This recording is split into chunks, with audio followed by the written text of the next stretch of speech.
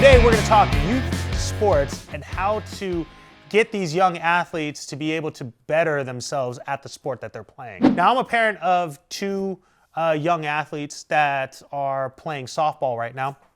And one of the things that I've talked to you about, and John has taught classes on sports psychology for youth athletes, how to approach my kids in being able to make sure that they're having fun with their sport. Right.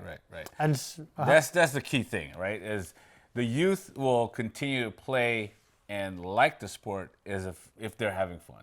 All right. Depending on what age they're in, it changes as they get older. But the key part in keeping your children involved or engaged in the sport is they have to have fun. All right. And I know there's a lot of sports coach dads out there or stage dads out there, stage moms, stage moms as well, and not to nag on anyone, but a lot of times we put too much pressure on the children to perform a certain way, and it can potentially turn them off and not want to do the sport anymore. So key thing, when you have a youth that is an athlete, continue to let them have fun, okay? And then from there, how do you actually make them progress if that's what you're looking for them to do, okay? And key is having fun. Number two, when you allow them to learn the sport, don't be so rigid, meaning allow them to actually figure it out.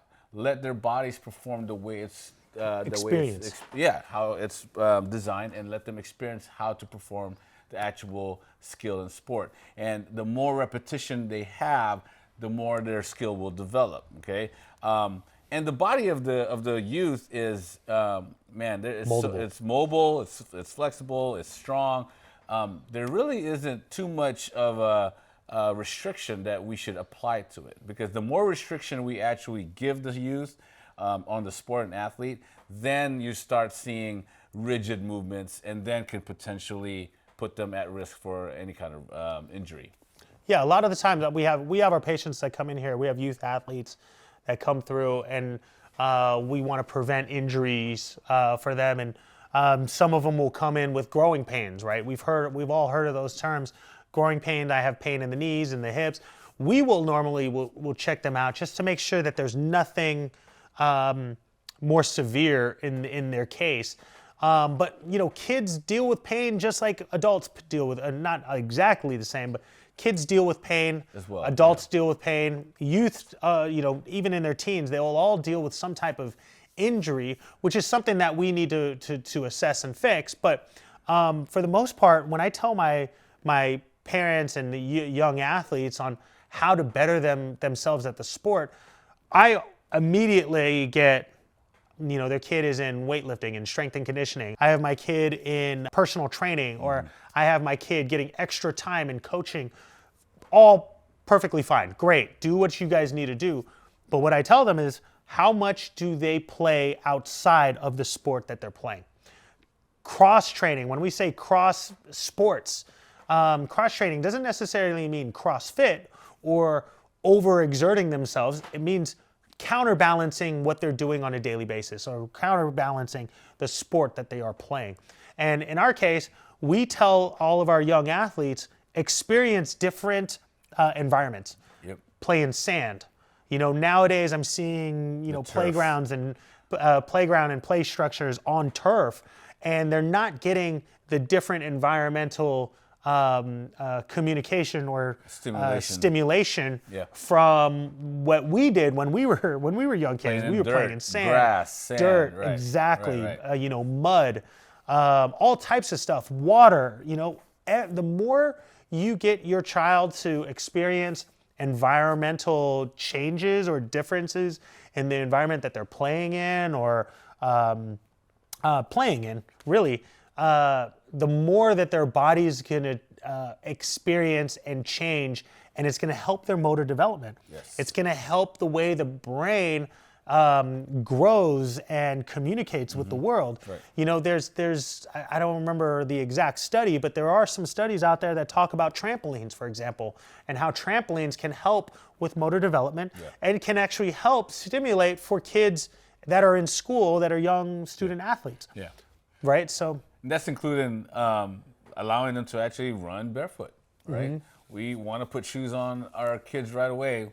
I get it, the purpose of it, but to let them run around barefoot out in the sand, I know you got to be careful and make sure there's nothing out there that can hurt them, but that will create better stimulation for their body to function better. Yeah, right? A lot of you hear a lot of, or when my kids were babies, the first thing that we tried to do was that people tell us is get these stylish shoes. They're girls. Put these heels, put these little sandals on them, and really, covering their foot right away. Yeah. Babies need to be able to communicate with the environment, right? Yeah. There's a Use lot their of feet. nerve Yeah. endings On their along feet. the foot. Yeah. And we want to make sure that they can experience all of that without putting shoes on them right away. Right away, Right? exactly, And same thing with young athletes, and pre-teens and in their teens, right? The benefits, there are a lot of benefits to the shoe. There are a lot of benefits to covering your foot up. Obviously, you can play better. You're more speed. You can move better. But if we can take it off just for a short time and play in without shoes on, we can create those stimulations for the foot. We can allow the body to communicate with the environment a lot more because there are just so many different sensory nerves along the foot. Yeah, so bottom line, have different environments for the children. Let them play around with bare feet. Give them different stimulation. What's also good is games, right? That create different games other than games. the sport that they're playing. Right, and things that can give them different reactions, right? Yeah. Hand-eye coordination, right? Yeah. Yeah, there's some balls out there that are actually odd shapes, so that when you bounce it, it goes, It goes in different directions. So let them play with that. Yeah.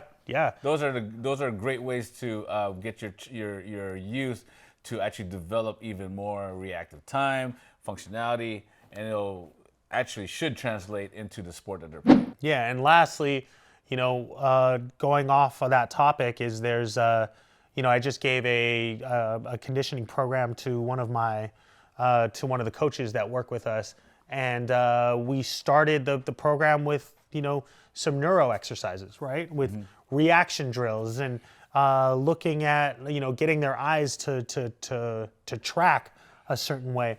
Those are all part of getting kids to develop their motor skills. And when I say motor skills, they're movement skills, right? And their ability to sense and create change to what they're sensing. Right.